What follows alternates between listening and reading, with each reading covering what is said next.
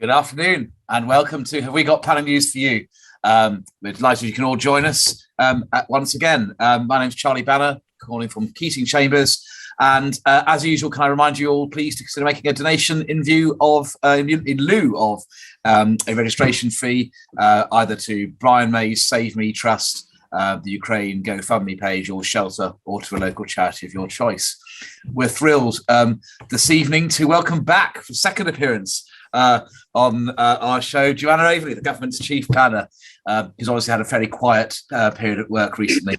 I've got nothing at all to discuss of any significance. We're hugely looking forward to hearing your discussion later on, led by Paul. Joanna, can you tell us, you're calling from somewhere different? You were calling from Wimbledon last time we had you on the show. Yeah, I'm in Marshall Street. I'm on the 4th floor in Marshall Street. And if you get a bump in numbers, it's because a lot of the 3rd floor in Marshall Street have dialed in. Hello to them. And what have you chosen as your theme this evening? Oh, well, I think I gave you all a bit of a conundrum, didn't I? So I went with an object, and then you've got to try and make it into sort of a recreational or otherwise drink. So my object is a shoe or shoes. So to explain, this is one for Mary. So to explain, I'm putting these shoes on the minute we finish this session, and I'm hot-footing it down Whitehall to go and celebrate and thank a huge number of people who work in local government at the Association of Directors of Environment Planning and Transport at their dinner. And so this is shoes, a celebration. So I'm on the water for now, but there'll be a drink to come with shoes on. And also the reason for shoes is because I've worked with amazing women over the years, and we've all had a mild shoe obsession. So this is a call out to all my lovely female colleagues over the years. It is a cool shoe, isn't it? I'm sure I've seen Paul in a pair of those at some stage. Mary, in the town legal offices, I think. I am. I'm in the city. Good evening. Welcome, Joanna, to the show, and everyone else. Lovely to see you. I'm back in London in the offices, and well, it's a very interesting choice, Joanna, shoe. And I just decided actually to bring in my newest purchase, which happens to be rather flat compared to yours, but this is my Birkenstock, which I'm having had 3 weeks in a suit. I'm enjoying feeling free. Fantastic, Mary. Great to see you. Paul, how are you doing, mate? I'm very well, thank you, Charlie. I couldn't really work out a drink in terms of the shoe theme. Very clever. You'll notice that my favourite footwear, as you all know, is obviously my favourite Docs. So I've gone to town in relation to it. So cheers. Nice to see you, Joanna. Cheers, Paul. Sash. Hello, good afternoon, Charlie. I'm in Hampstead, and I'm very pleased with Joanna's theme because I am a Cordwainer, who are the livery company celebrating their 750th year, and they are the shoemakers livery. So I have got some I'm going to rival Joe with my yellow shoes. That's superb. You glow in the dark. Chris, how are you doing? I'm very well, Charlie. Hello, Joanna. I'm wearing my favourite T-shirt. This is from New Zealand. It's a sheep in trainers, and it says just be yourself. I haven't got as many shoes as you have, Mary, I'll be honest, but I have got this quite cool one. That's a shoe from a guy called Usain Bolt. Ever been to a charity dinner, got drunk and bought something? Oh, yeah. It's signed by the great man himself, in my opinion, along with Davey Thompson, the finest athlete there was. Presumption is in the mood. He's got his cycling shoes on. You wouldn't think Presumption was a big cyclist, would you? But he loves it. He loves a bit of cycling. And I'm at home at Hogwarts. I'm drinking water because tonight I'm taking my son to his school disco. And I've told him, don't stand in the corner talking to the boys. The girls like to be asked to dance. Good man. But the question is, are you going to do some dad dancing? That's the real question. Yeah. No. Or DJing? Dad DJing? No, I'm not. Well, as you know, I recently returned from a holiday in Nashville, which had two things. One, it featured a Bon Jovi concert. He's a cowboy on a steel horse he rides. And also, they're very big into their Western. So I got my cowboy boots. which I thought there would be single use boots when I bought them in Nashville. But it turns out I managed to wheel them out of the show within 2 weeks of returning. So thanks, Joanna, for giving me an excuse to wear them a second time. They're very painful, must be said, to wear, particularly when you're watching a concert. Anyway, we've got lots to cover, so let's crack on. And I think, Chris, you're going to go first, aren't you? And tell us about a High Court case, Mrs. Justice Lang. Yes, I am, Charlie. And this is a case, I think we've got if we bring the page up, it's a case, Solomon, and it's against Bournemouth and Christchurch and Poole Council. It was a judicial review made by Mr. Solomon to a decision on the 4th of November 2021 for the grant of planning permission for housing and some commercial uses behind her house. Judgment came out on the 19th of May. Mrs. Solomon wanted a 12-metre ecological corridor between herself and the development, and the officers considered this and rejected it. There was an ecological corridor provided, but the officers rejected the idea it needed to be as wide as 12 metres.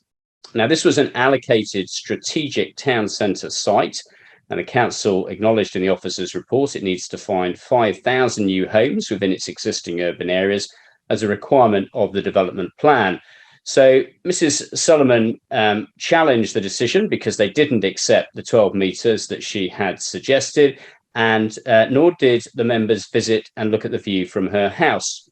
Now, Mrs. Solomon had been successful already challenging the council once already for having failed to take into account, or having taken into account, I should say, the developer's biodiversity mitigation and enhancement plan, which had not been certified by Dorset County Council's natural environment team. Why was that necessary? Because the council had a policy, ME1, in its plan that said just that. It needed all these to be approved by Dorset County Council, these biodiversity mitigation plans. Now, the council consented to judgment and redetermined the application with a new officer's report. And at that stage, the council had subsequently withdrawn from the Dorset Diversity Protocol. And that was because they had their own biodiversity officers at that stage. And I dare say it may have been proving a little tricky in the urban areas to deliver some of the regeneration sites. Now, the application came back. The members did go on a site visit, but they viewed the site from an area adjoining the gardens of Mrs. Solomon and her neighbours. They didn't go into her individual property, and she had asked for the site visit to be from her house. So the question for the court was really whether this condition could be imposed, and was it approached lawfully, and was it a material consideration that was ignored, or a relevant consideration, and so on. And there's a very useful review of the law concerning Wheatcroft amendments, beginning at paragraph 64, and of course the Holborn Studios case, which we know put a bit of a dampener on some of the amendments. And there's quite a useful review. So if you're looking to amend your scheme at the application or appeal stage, this is a very useful, condensed, about 3 pages section on that.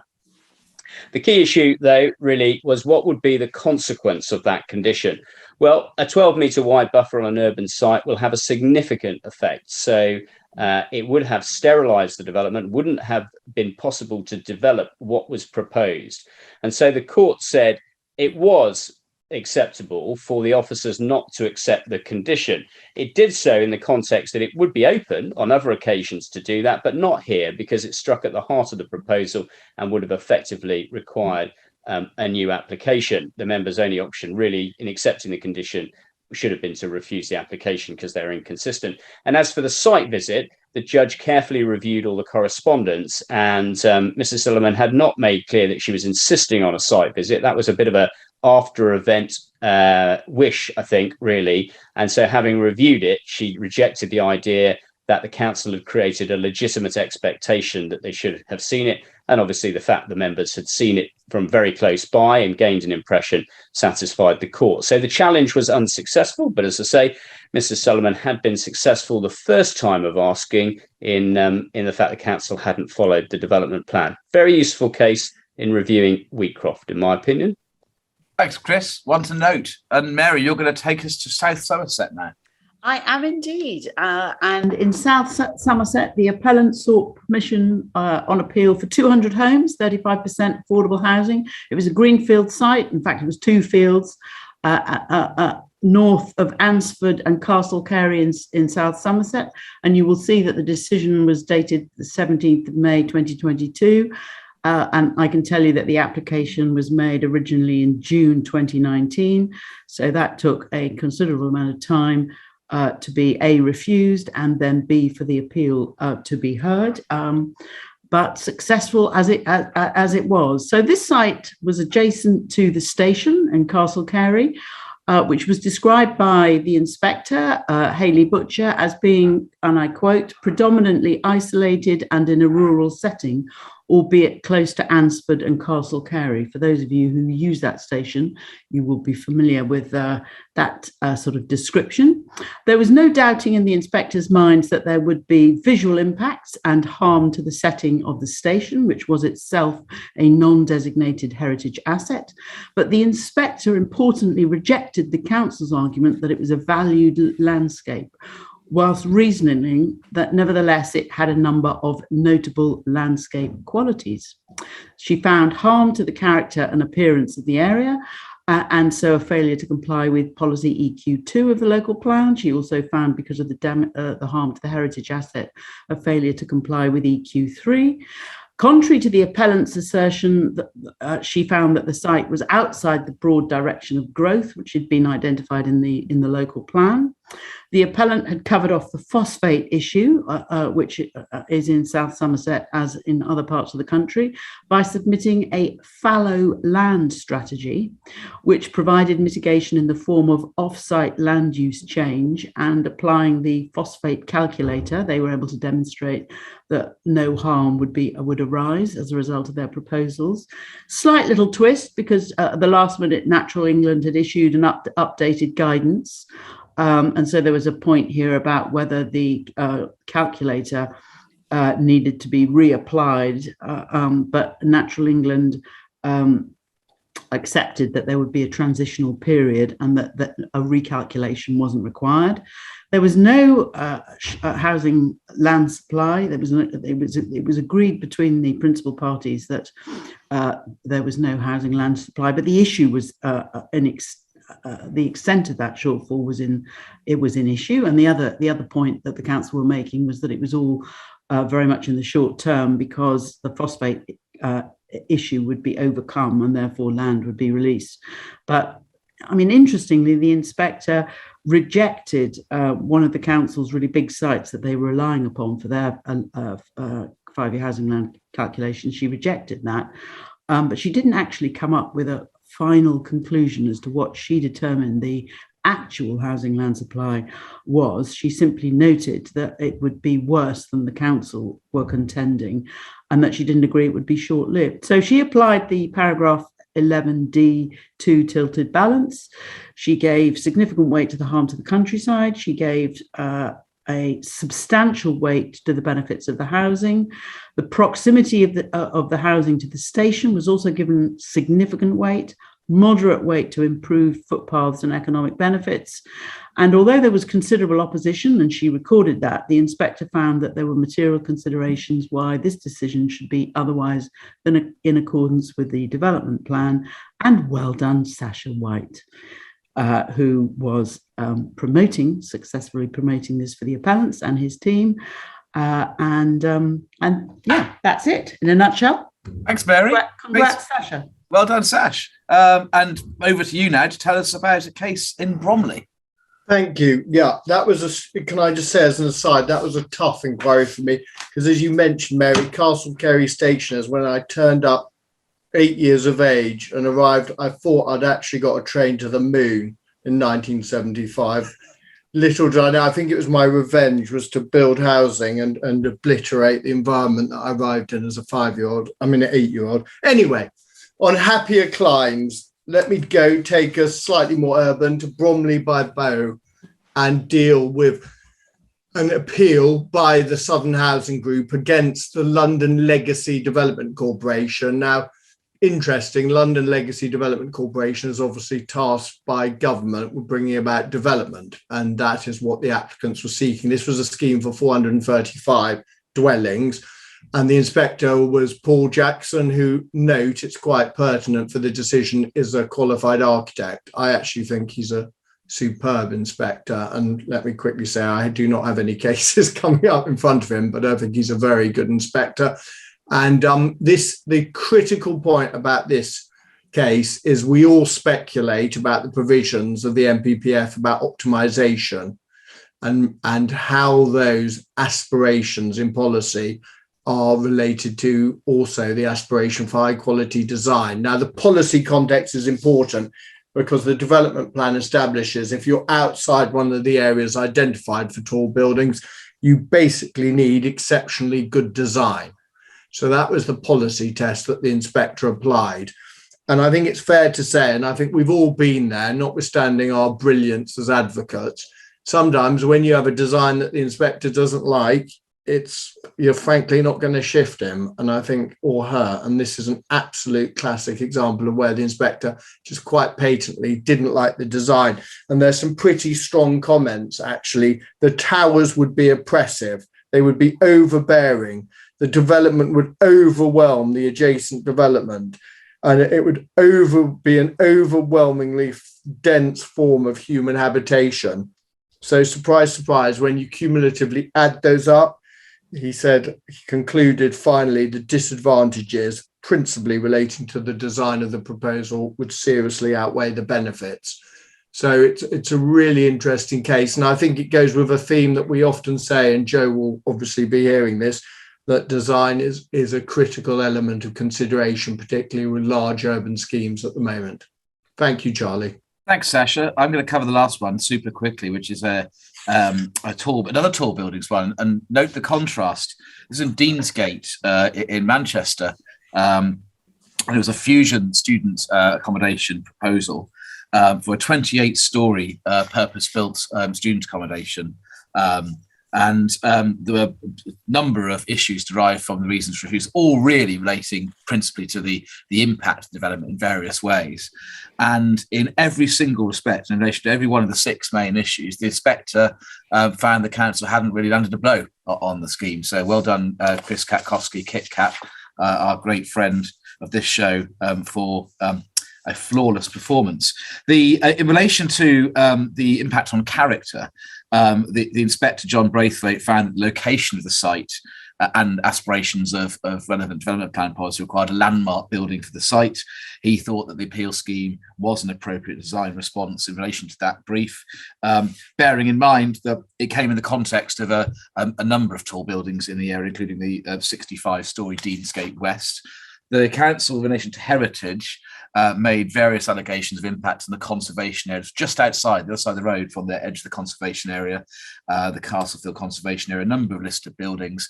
He found no impact, not even some very minor, less than substantial harm, which you might think is quite surprising in the context of a very large development next to so many listed buildings and next to a conservation area. It does just demonstrate, doesn't it, that change doesn't equate to harm. Again, that was in the context of the existing tall buildings in the area, so the inspector saw it. He thought that there was a compelling need for the proposed development, not actually that it really mattered in the end because he didn't find any harm, but there was a need not just in terms of quantitative need, but also qualitative need, but given the relatively unsatisfactory nature of some of the existing student housing. You might recall we've covered fairly recently at least 2 care home or cases where the inspectors also found qualitative and as well as quantitative needs. So it's always important in a relation to specialist accommodation to look at, is whatever the existing pipeline is it actually satisfactory anyway in qualitative terms.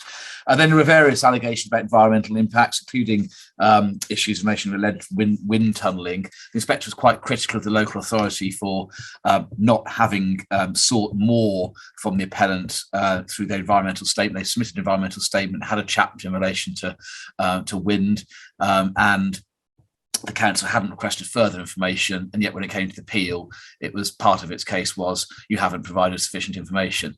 And KitKat seems quite fairly made the point that if they'd wanted any more information, there was a mechanism under the EI regs to do that. It was far too late and inappropriate to do that on inquiry.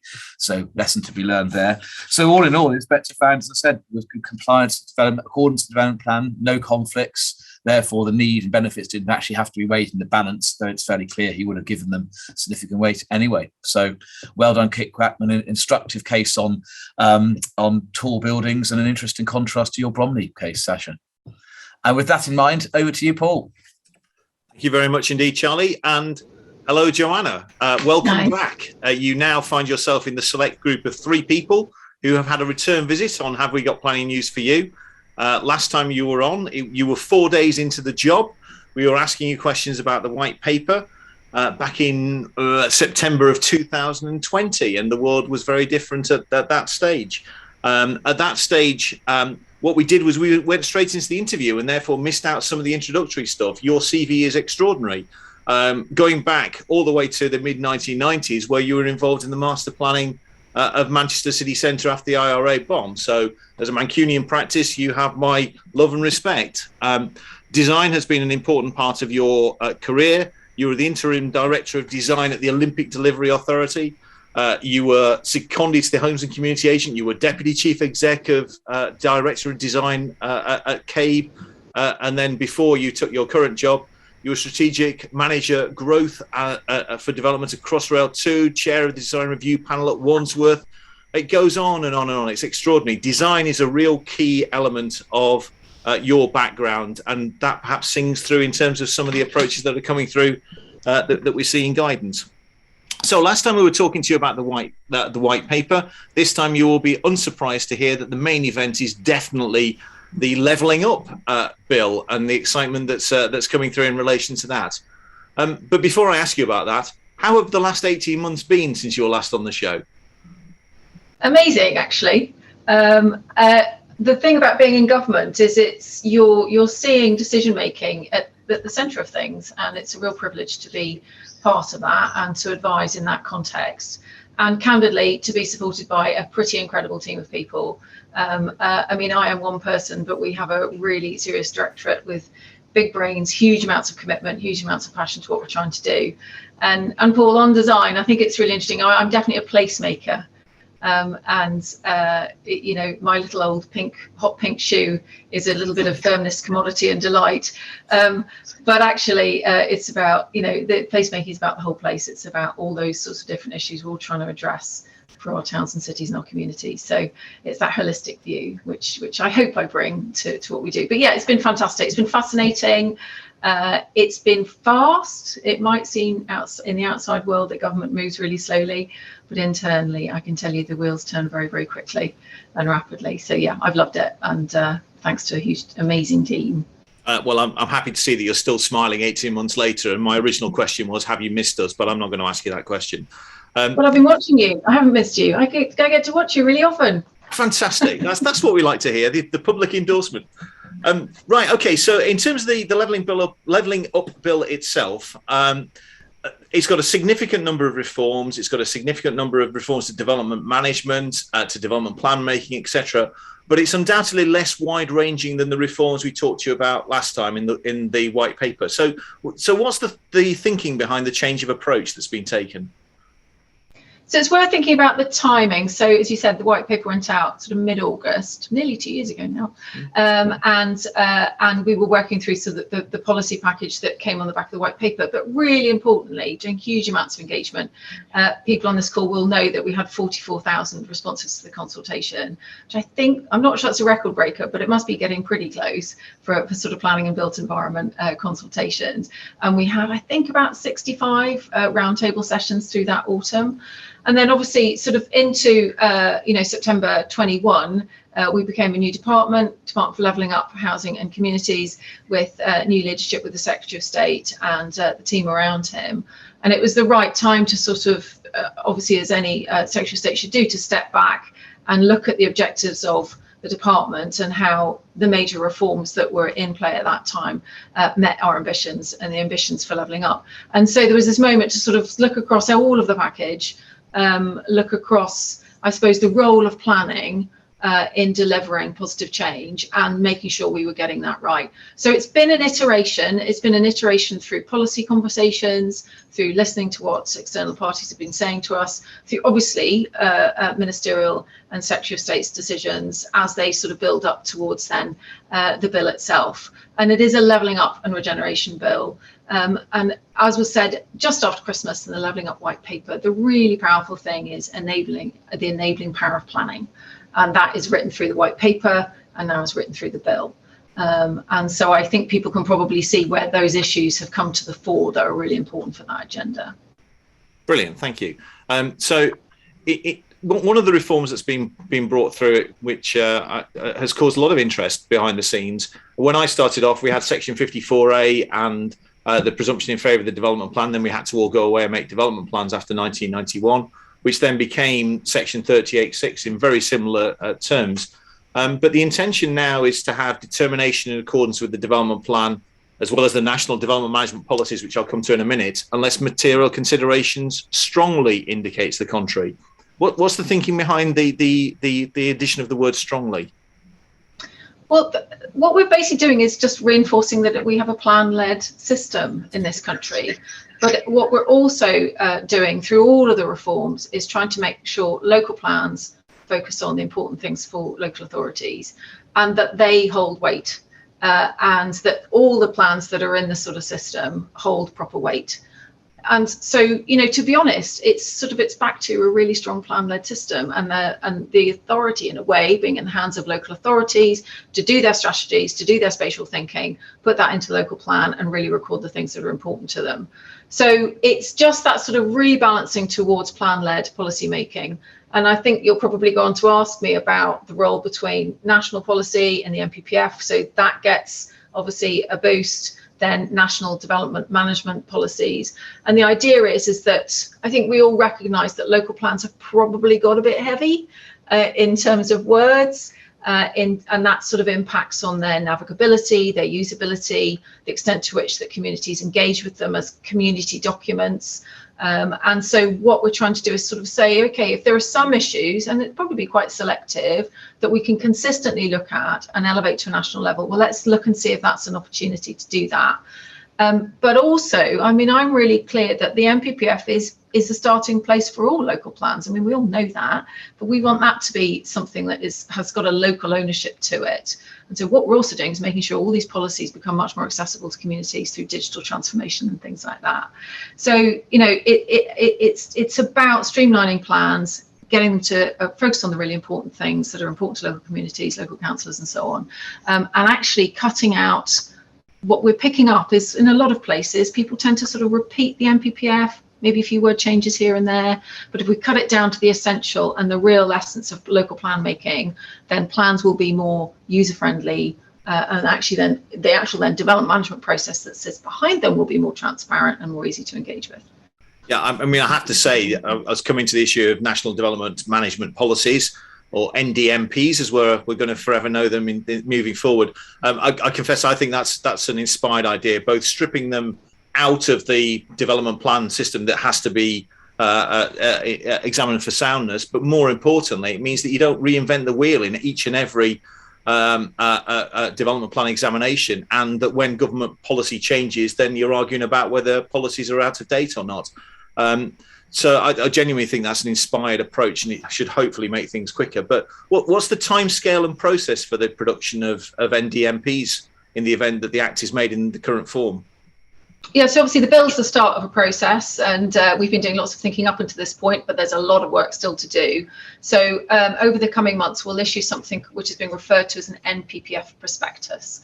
And I sort of see that as almost like a method statement for the NPPF and the National Development Management Policies. And then post that, and obviously there'll be conversations after that, and then post that we'll obviously be issuing a full NPPF and National Development Management Policies for consultation. So we are talking, we're talking a sort of a number of months, and probably well into the back end of this year at the earliest, before we'd be looking to see the sort of full document out there. And it's worth saying that there's quite a few bits of the bill which will be followed by consultations, which people can engage with. Yeah, I mean, there's obviously an awful lot of devil in the detail, including the next topic, which is the abolition of the duty to cooperate. Sorry, can I just savour that moment? The abolition of the duty to cooperate. That's pausing for cheers. That's patently welcome in some quarters, but its replacement with a flexible alignment test seems a little enigmatic at the moment. So do you want to give us a clue as to how that would work in practice? Will it be, for example, part of a revised soundness test, or will it be a legal challenge only type test? What's envisaged by that, Joanna? Yes, that's another thing that will come through in terms of consultation, but we can definitely say that it's not going to be a legal test. It'll be very much something for an examiner to be looking at and working through with local planning authorities through that process. And Paul, I just wanted to highlight an aspect of it which I think is important to pick up, which is basically the really important point that relevant bodies have to also engage in the process, where we're asking local authorities to talk to neighbours, consider infrastructure delivery. Obviously, nobody lives or functions within the boundaries of our administrative areas, do we? Places are much more complex than that. And I think that's quite an important point, that it's also about planning for infrastructure and making sure that the sort of the relevant bodies who we rely on to sort of deliver some of that infrastructure are also part of that dialogue. So I think that's an important point to highlight as well. Good. Well, I shall look forward to see how that pans out in practice. Right, neighbourhood planning. Neighbourhood planning has had a degree of controversy, huge amount of grassroots support, and there's an intention now to reform it. And certainly the indication from the documentation that supports the bill is to ensure that it facilitates housing growth rather than being used to frustrate housing growth. And the intention is, it goes all the way back to what Eric Pickles said at the very outset, which is it's meant to be an adjunct to and development in excess of the local plan developments. Well, they're now firmly part of our system and they're plainly not going away. How is the intention to make their role more closely defined to their original intention? I think we had a fascinating roundtable with a couple of neighbourhood forums who'd been preparing neighbourhood plans and got them in place and so on a couple of months ago. And I think just a kind of few observations, which I think we'll all be aware of, but it's worth just noting, which is you get communities who make this huge investment of time, and then actually sometimes they're actually frustrated when their plans and all that investment seems to sort of come to naught because there's no weight put on their decisions and their careful work and all the rest of it, and also really strong evidence of local authorities who invest in neighbourhood plan preparation, and they then, communities come forward with sites, they come forward with a more proactive stance to development. So it is seen as a sort of we want to see it as a proactive tool. It's definitely a very strong part of the ongoing planning process, and we'll be outlining, what communities can include in their plans, but obviously that they can still allocate sites for development and so on. But obviously that it has to complement and not go against, obviously, the local plan. And the other thing I just wanted to mention, which was neighbourhood priority statements. So we were really conscious that as we seek local plans to be prepared in a more timely fashion, and obviously much better coverage than the sort of hovering around 40% that we have now in terms of up-to-date plans, that there's a smart way of engaging with neighbourhood forums. And so we're talking about a neighbourhood priority statement, which is a way of galvanising the issues that are important and putting them in up front into the plan making process, so that you've got that sort of dialogue going from the get-go with organisations who are, neighbourhood forums and parish councils and the like, who would normally be going for a full neighbourhood plan. But that might take some time to get to a full neighbourhood plan, but it shouldn't stop that engagement into the plan making process. Yeah, it's certainly a deficit of the current system that very often you end up turning up to a Section 78 appeal on an allocated site, and it seems to have been a surprise to the local residents that the site's even been allocated, which is a deficit in terms of how perhaps plan examinations and local plans in draft form are publicised.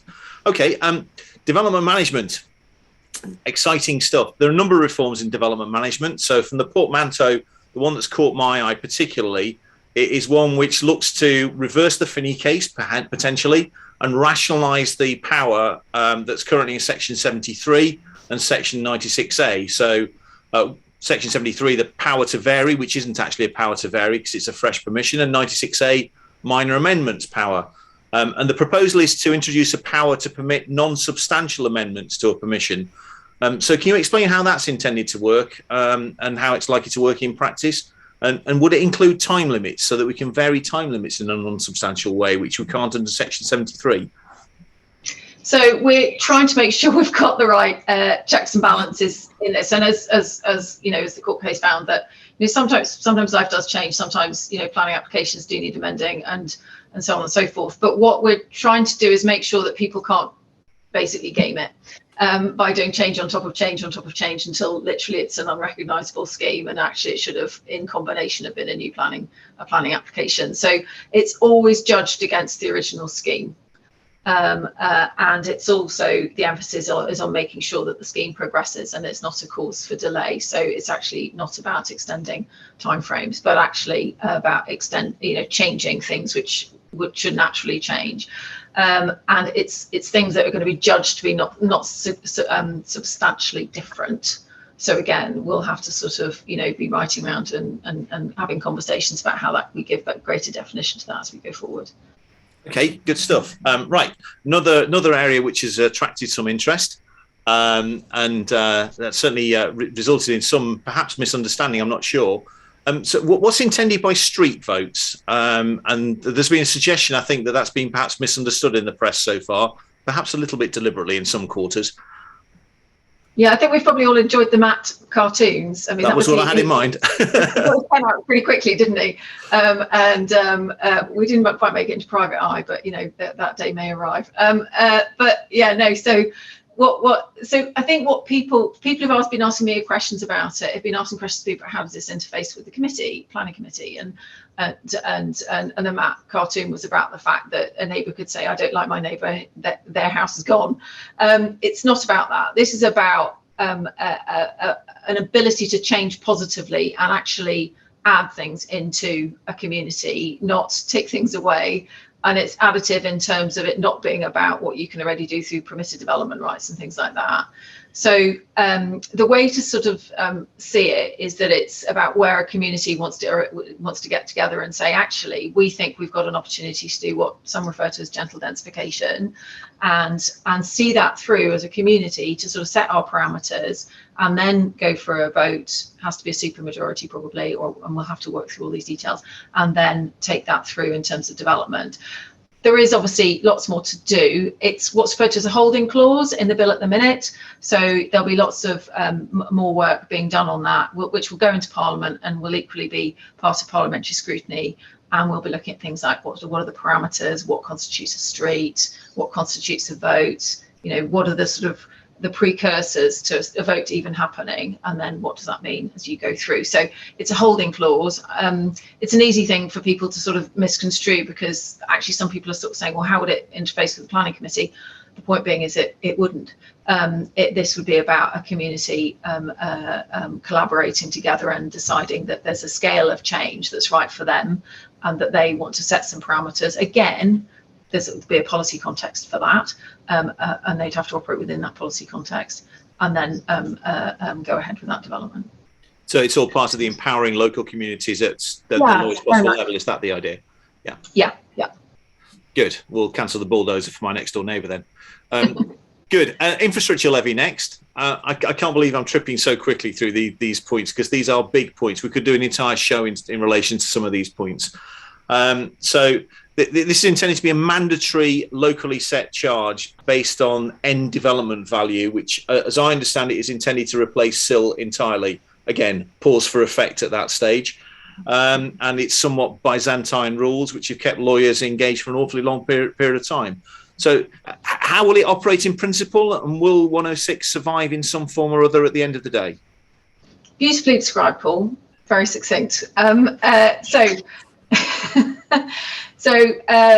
the whole point is that it's locally set, locally collected, and the objective is that it would collect more than we collect now.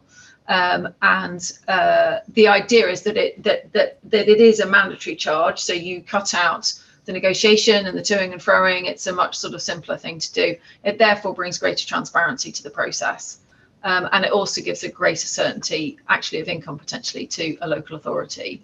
So the question of where you get into large and complex sites, I sort of describe it, you sometimes have a vertical complexity on projects, don't you? And we all know, for example, the scheme at King's Cross that's got a primary school underneath some housing, and you get horizontal complexity where obviously the public realm is completely intertwined with the housing or the development or whatever it might be. And so the idea is that when you're into that real sort of those sorts of really complex schemes or potentially really large scale schemes, Section 106 can still be used to deliver in kind. So the things that the developer should obviously be delivering as an integrated part of their scheme. The important point is that what we can do is use the infrastructure levy to set the floor for the level of funding, and then the in-kind, sort of plays out against that sort of floor level of funding.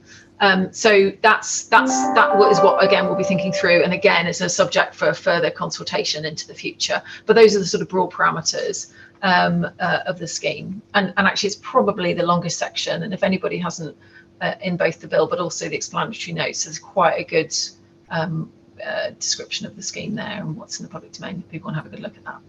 Yeah, good. Thank you very, very much for that. And then my final question is, one of the few benefits from Brexit, brackets, guess how I voted. So one of the few benefits from Brexit is the opportunity to remove the extent of EU-based regulation in relation to EIAs, SEAs, SAs, and any other acronyms you can think of.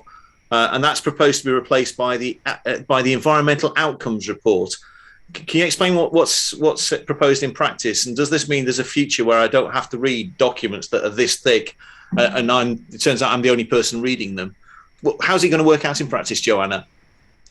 So again, when we talk to colleagues across the industry, and particularly as we look at issues to do with climate adaptation and climate change, everyone is constantly asking, well, how can we be more outcomes focused? And to some extent, has EIA, SEA sort of lost its way and become sort of too committed to the paperwork and the coverage and not focusing on the important?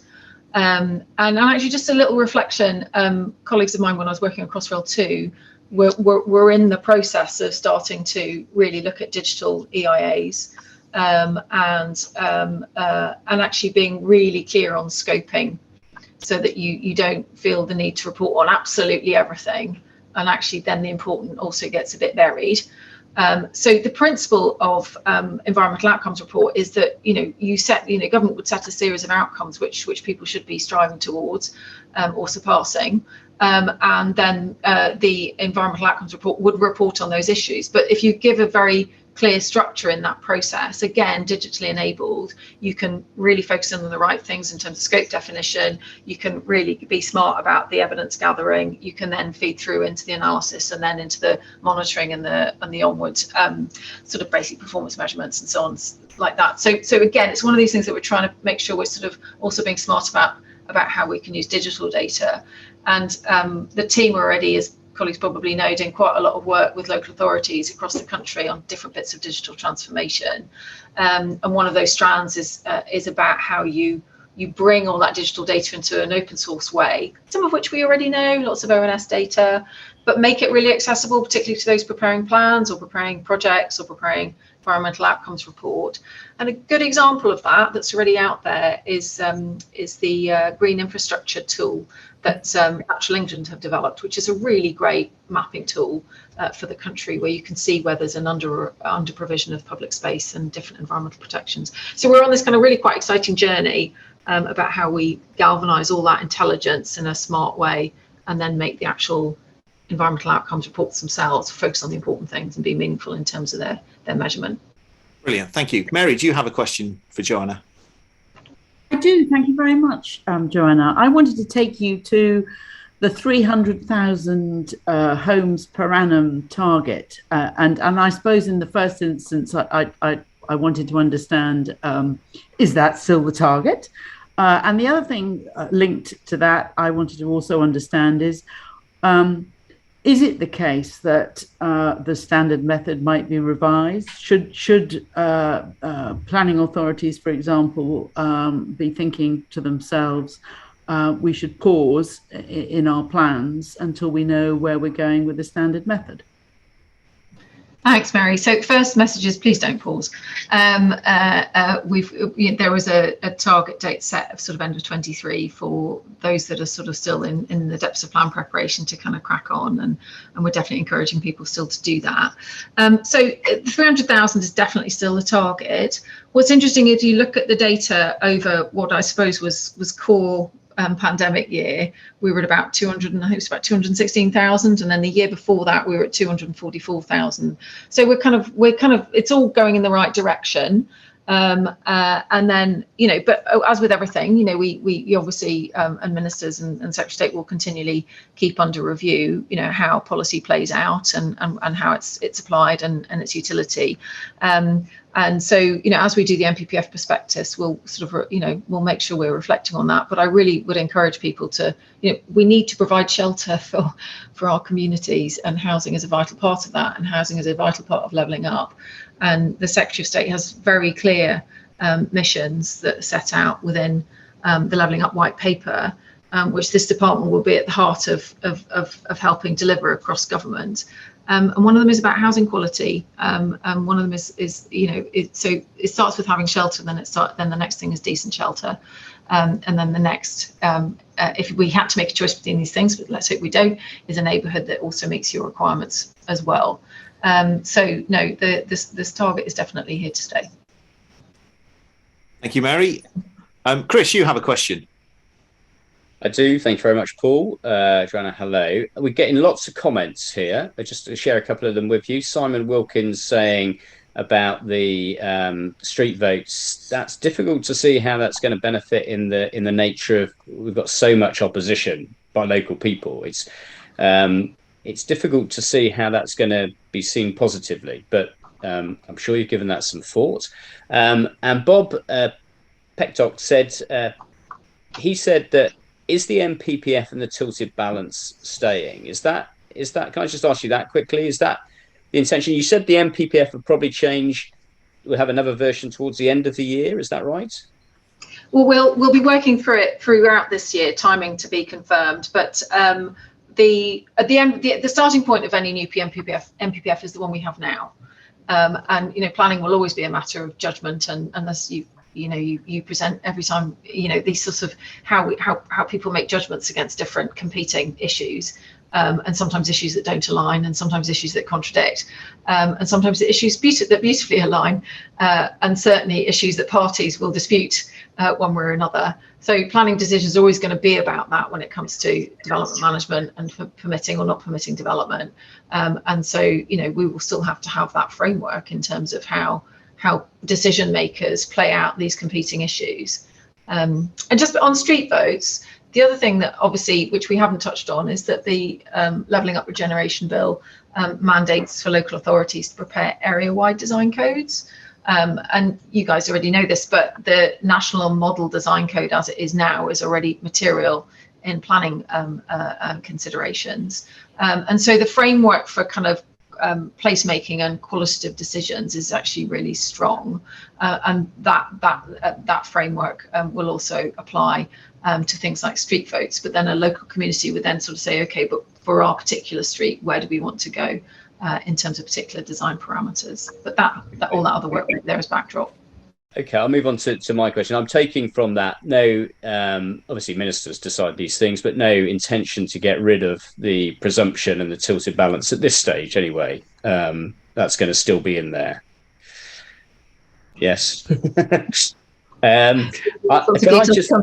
We'll be working through the NPPF in the coming months, so Okay. So my question was about the process, really, because a lot of the viewers would be interested in the process. You explained how there was lots of engagement, huge amounts of engagement, and started the process, about 2 years ago.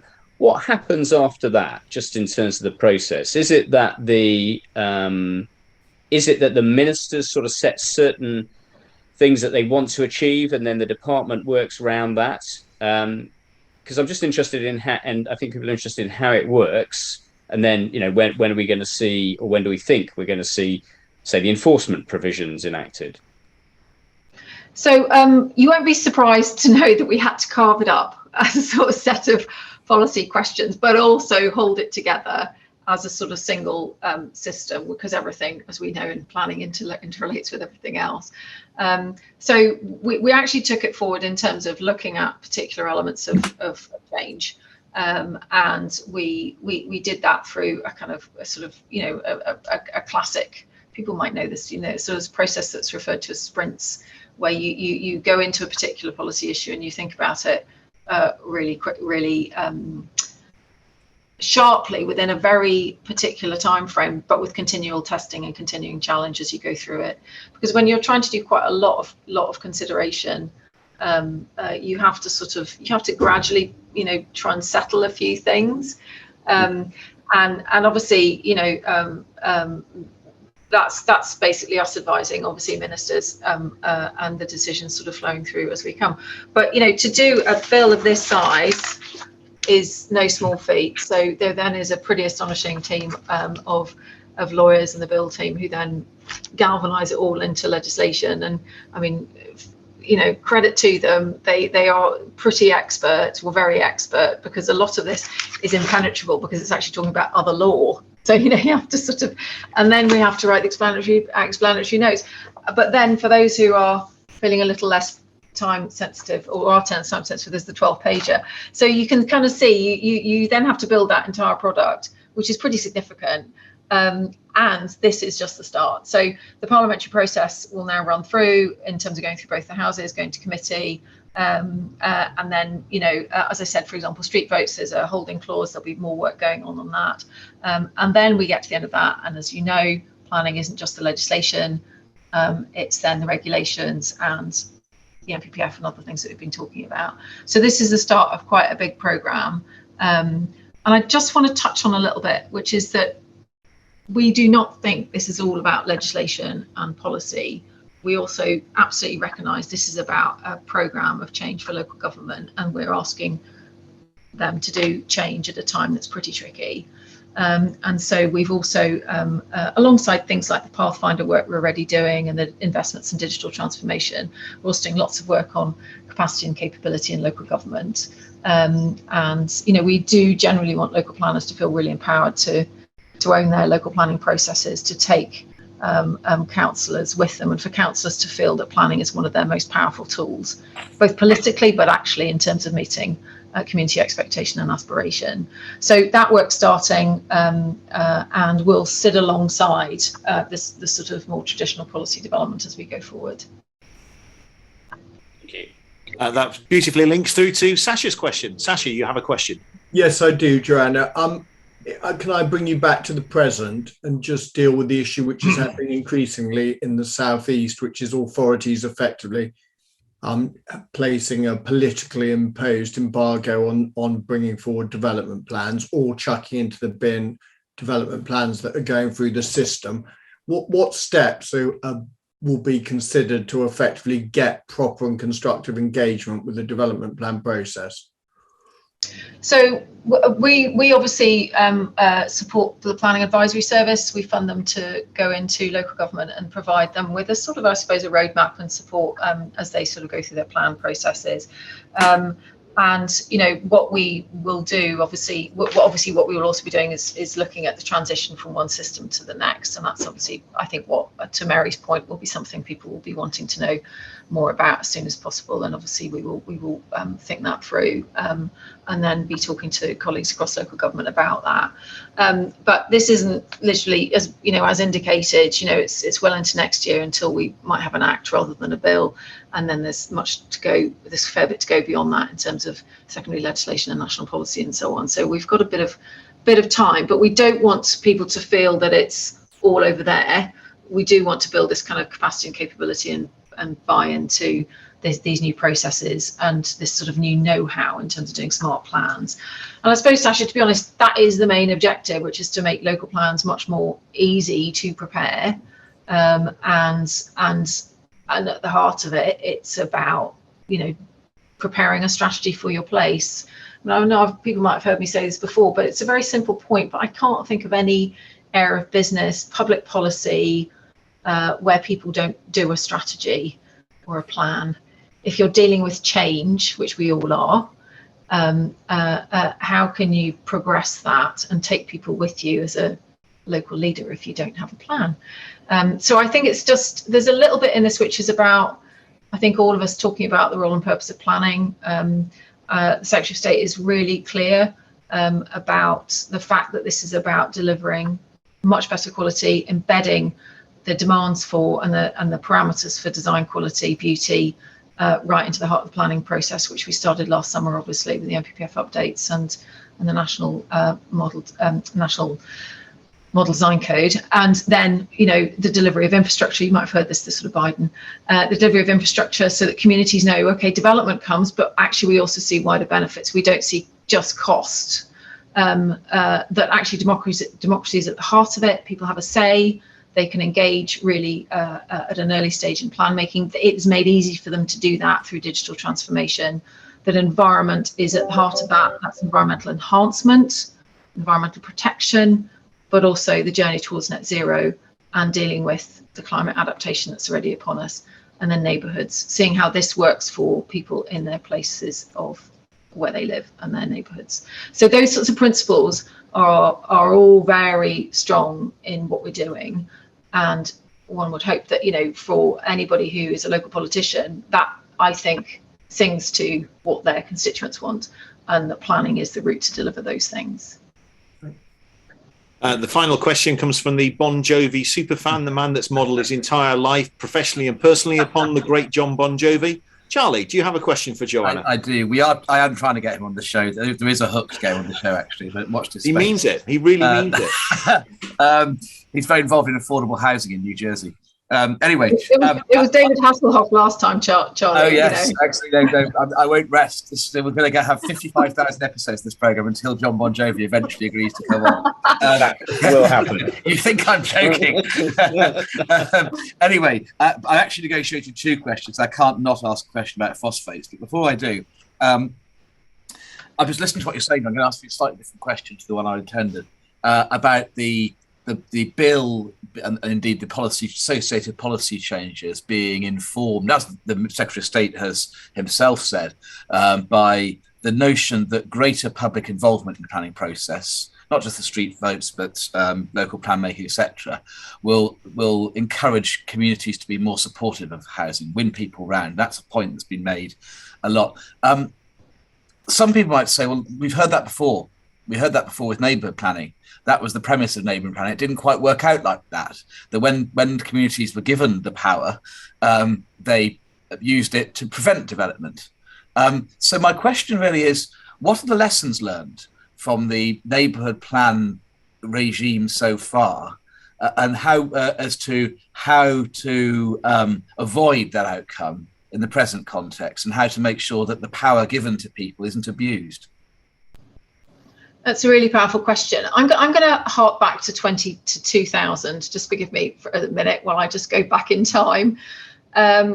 When we set up CABE, Commission for Architecture and the Built Environment, so we are talking 22 years ago, and it does feel like a long time ago, but it also feels like yesterday. We were looking at a development industry that didn't even know how to talk about design. Yet we were on the cusp of, I think, what we would all probably professionally recognise as a decade of significant change to our built environment. I mean, massive investment, huge amounts of money coming in, both to the public estate, so hospitals, schools, public housing, public realm, as well as, let's call it, sort of the private world of major commercial offices and so on. Now, we were there to promote a change in attitude that was both a change in attitude to the professionals, which is, you know, basically those spending the money, those commissioning the design, those evaluating the design, and the users of those buildings. And we often debated what was going to make the biggest change. Now, I think several things happened. I think we changed the professional dialogue and actually the professional outcomes. We did it by every means. We did it by stick, which is design review. We did it by gentle encouragement, which was putting people into local government and into projects to give a stronger confidence to the client to sort of demand better. We did it by research, but we also were part of a bit of a zeitgeist, which was the world was really interested in design and in all its aspects. And we can think of grand designs as the easy go-to kind of example of that, but it's sort of it sort of grew through that decade. I think it's interesting to reflect on whether we're at a similar point generally for climate adaptation, climate change, housing and shelter affordability, and people's connectedness to their place. And so I'm call me a horrible optimist, but I do feel like we're sort of at a moment, and actually we all need to talk about that moment and that opportunity, and sort of, you know, why should anybody in this country be buying a house which is of less quality than somebody else 200 miles away, 100 miles away? Why should one community have access to good green space and ecology on their front doorstep and another community not? Why should one community have an integrated public transport system and a cycleway to their school and another community not? I mean, these are all, as outlined in the National Model Design Code, things that anybody should be capable of delivering. Now apply that to the neighbourhood, and then the question is, do people recognise that as positive change? And will they recognise this as sort of, you know, a community? I sound terribly idealistic, but a kind of community responsibility, you know, and to sort of shape what happens next, and make that right choice between and understanding your place's character, understanding the things that are absolutely there as pure preservation and conservation, and understand where change is a positive and how you shape that change in the right way, and how you use planning, design codes, you know, and all those other things, to neighbourhood plans, to sort of get that to happen and create the environment for development, which gets you the right outcome. Fascinating. It's going to be very interesting how that plays out. And then I did say I was going to ask a question on phosphates. Actually, as it happens, lots of people have mentioned it too. A subject close to my heart, as you may be aware, having a very well-known advice on the subject. But what's the government going to do about it? Because it's a really big problem. It's obviously holding up. Is that something like 100,000 homes at the moment? And there's two issues. There's the reserve matters and discharge of conditions, which there may be a legal answer to. But there's the bigger picture, which is all the new stuff, to which there isn't a legal answer to, other than to perhaps scrutinise Natural England's advice. Is it enough just to offer local authorities 100 grand or whatever? Is that really enough? What's the government doing to find a real, meaningful and prompt solution? So we obviously did gear up to have a response at the point that the more local authorities were affected by it, and as you say, Charlie, you know, giving them resource to basically bring in expertise which they could share across the catchment and start to resolve some of these issues as far as they could and have some in-house expertise. We also funded the Planning Advisory Service to provide some technical expertise through workshops and actually some peer-to-peer learning between local authorities. But we recognise, you know, that it's an issue that is invariably going to play out in terms of housing delivery, and we're working with the local authorities that it's impacting on. We're obviously working really closely with DEFRA and Natural England on this issue, and you know, we will be looking for sort of solutions, because nutrient neutrality is the sort of holding position, it cannot be the long-term solution to the issue, and you know, responses will have to not just look at the impacts on development and the development contribution, but actually where the problem is arising from in the first place. The farmers and the water companies, and isn't the development industry taking the hit for pollution caused by other people? This is what we're looking at, which is how do you get to a solution which will actually give not just a short-term issue, but actually a sort of a medium-term fix to this.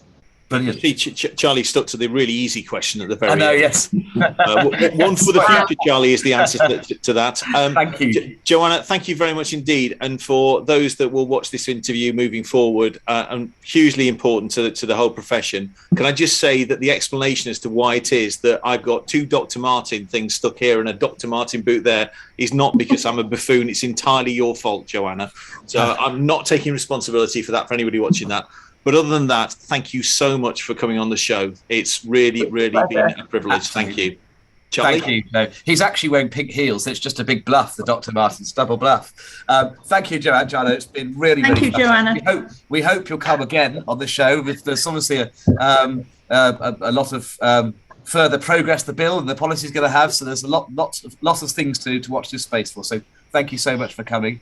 And watch this space for more consultations. There'll be plenty more to come in the coming months. Well, I say we certainly will. Thank you very much again, and enjoy the event this evening.